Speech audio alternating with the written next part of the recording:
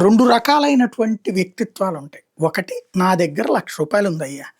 నేను ఈ రూ. 1,00,000తో ఈ బిల్డింగ్ కట్టిస్తాను. ఇంకా వస్తే ఇంకా కట్టిస్తాను. ప్రస్తుతం రూ. 1,00,000 ఉంది. అందులో 80,000 జీతాలు కట్టాలా, ఖర్చులు పోతాయి. ఓ 20,000 మిగులుతాయి. ఈ 20,000తో నేను ఇంతవరకు చేయగలను. ఇది నిజాయితీగా, బాధ్యతాయుతంగా చెప్పడం. రెండవది రూ. 1,00,000 ఏందబ్బా కోటైనా కడదాం, నో ప్రాబ్లం మనకి.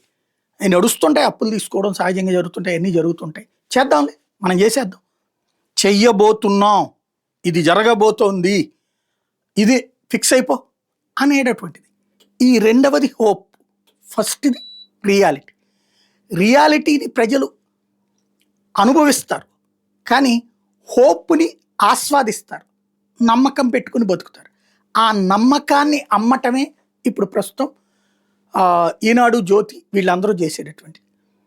మొన్నటిదాకా బనకచెర్ల ఒక పెద్ద హైడ్రామా నడిచింది. ఏంటయ్యా అంటే, ఇక్కడేదో బనకచెర్ల కట్టేసినట్టు, అక్కడేదో ఆపేసినట్టు. రేవంతును టీఆర్ఎస్నేమో బనకచెర్లని ఆపే పోరాటాలు చేస్తారు కేంద్రం దగ్గర, ఇతర ప్లాట్ఫారాల దగ్గర. అదే సందర్భంలో ఇక్కడేమో వాళ్ళు ఆపుతున్నా సరే కట్టేయడం ప్రారంభించేసి కట్టేసేయడం పూర్తయిపోయింది అన్నట్టుగా తరహాలో బిల్డప్లు ఇక్కడ. ఇద్దరు కూడా మన రాష్ట్రంలో చదువుకుని కూడా లోక జ్ఞానం లేని, కేవలం మన కార్పొరేట్ విద్యలో నుంచి వచ్చినటువంటి, దాన్ని ఏమంటారు, బ్రాయిలర్ కోళ్ల లాంటి మనస్తత్వాలు ఉన్నది. ఎవడో ఏదో చెప్తే మనకి తెలిసినోడు కాబట్టి అది నిజమే అయి ఉంటుందిలే అని నమ్మే బ్రాయిలర్ కోళ్ల బ్యాచి. రెండోది అసలు చదువు రానటువంటి వాళ్ళు, మనకి నచ్చినటువంటి వాడు ఏదో చెప్తున్నా అంటే ఏదో చేస్తున్నాడు లేరా అనేటటువంటి వాళ్ళని సంతృప్తి పరచడం అన్నటువంటి కోణంలోనే నడుస్తుంది. బనకచెర్ల కనీసం డిపిఆర్ని ఒప్పుకున్నారు. డిపిఆర్ అసలు రూపొందించకుండానే కట్టేసినట్టే బిల్డప్ ఇచ్చారు. దానికి టోటల్గా 80,000 కోట్లుగా, పూర్తయితే 4 లక్షల కోట్లు అవుతుంది. పోలవరం స్టార్టింగ్లో 9,000 కోట్లు, ఇవాళకి 55,000 కోట్లు. ఇట్లుంటాయి సాగునీటి ప్రాజెక్టులు. కాకపోతే ఇప్పుడు అది తర్వాత కేంద్రం కూడా రిజెక్ట్ చేసింది కాబట్టి దానికి బదులుగా ఇరిగేషన్ ప్రాజెక్ట్స్, అంటే ఇప్పుడు ఏమవుతుందంటే సంక్షేమ పథకాల విషయంలో చంద్రబాబుని జగన్ని పోలుస్తున్నారు, రాజశేఖర రెడ్డిని చంద్రబాబుని పోలుస్తున్నారు.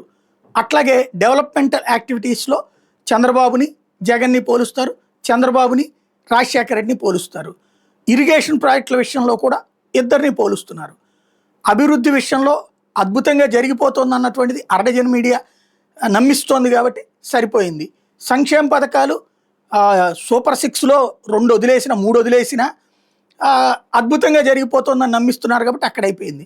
ఇప్పుడు ఇరిగేషన్ ప్రాజెక్టులు కూడా అద్భుతంగా కట్టేస్తున్నట్టు ఒక ప్రచారంలోకి రావాలి. ఇప్పుడంటా తాజాగా ఆ ప్రాజెక్టు వదిలేసి బనకచెర్ల ఇప్పుడు పోలవరం సోమశిల అనుసంధానం అనే ఒక కొత్త ప్రతిపాదన తెర మీదకి తీసుకొచ్చారట.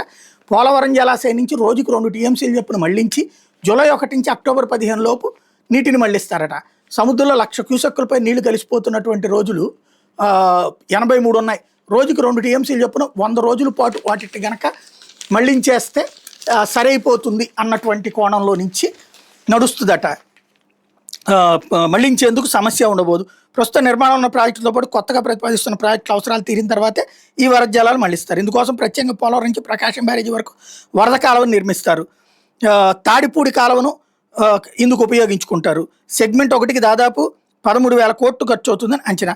సెగ్మెంట్ 2లో ప్రకాశం బ్యారేజ్ నుంచి బొల్లాపల్లి రిజర్వాయర్కు, సెగ్మెంట్ 3లో కొత్త ప్రతిపాదనలతో మార్పులు ఎక్కువగా ఈ విభాగంలోనే ఉన్నాయి అన్నటువంటిది. ఇవన్నీ జరగాలి అంటే ఓ 15 ఏళ్ళు పడుతుంది. సరిగ్గా జరగాలి అంటే కేంద్రం చేతిలో డబ్బులుండి కేంద్రం ఇవ్వాలి. నదులు అనుసంధాన ప్రాజెక్టు కేంద్రం డబ్బులు ఇచ్చేటటువంటి అవకాశం ఉంటుంది. అది కూడా వేరే రాష్ట్రాలకు కూడా ప్రయోజనం అయితే, మన రాష్ట్రానికి ప్రయోజనం అయితే ఇవ్వదు.